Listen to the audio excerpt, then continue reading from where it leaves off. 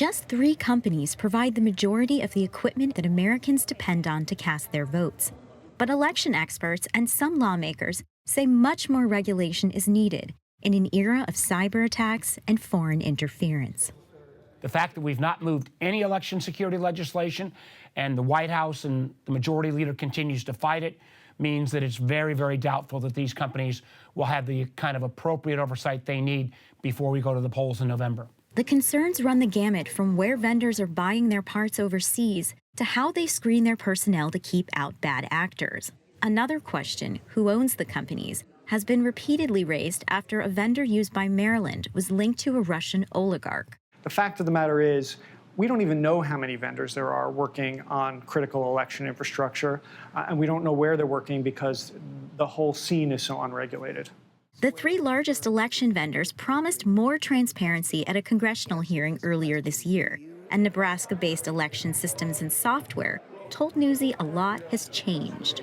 In 2016, I can tell you that we didn't know who our Homeland Security contacts were. ES&S says it's now working regularly with federal authorities, advocating for better security testing of election equipment and doing personal and criminal background checks on its 480 employees and contractors. And then we monitor those background checks to make sure that if anything big changes, that we catch it. Wallachon says that like its biggest competitors, ES&S gets some of its components, including programmable logic devices, from China. Sometimes we're x-raying these components to make sure there's no malware or counterfeit components. We actually inspect them, and then we put the software on them in Omaha. That doesn't happen overseas. Experts and lawmakers say self-reporting is just not enough. You have a completely unregulated market. It makes it very difficult for election officials to know where they should be buying their products from, who they can trust to maintain their systems. One federal agency, the Election Assistance Commission, has a voluntary program to certify voting system hardware and software, and it's been criticized as outdated. And only a handful of state certifications exist for other items like electronic poll books to check in voters on Election Day.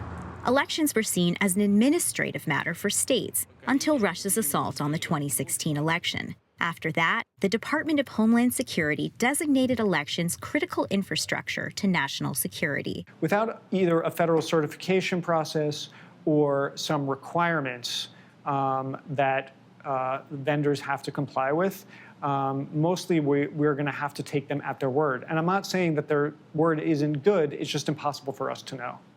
I don't think we've seen significant improvement. There have been certain actions, they've been a bit more transparent.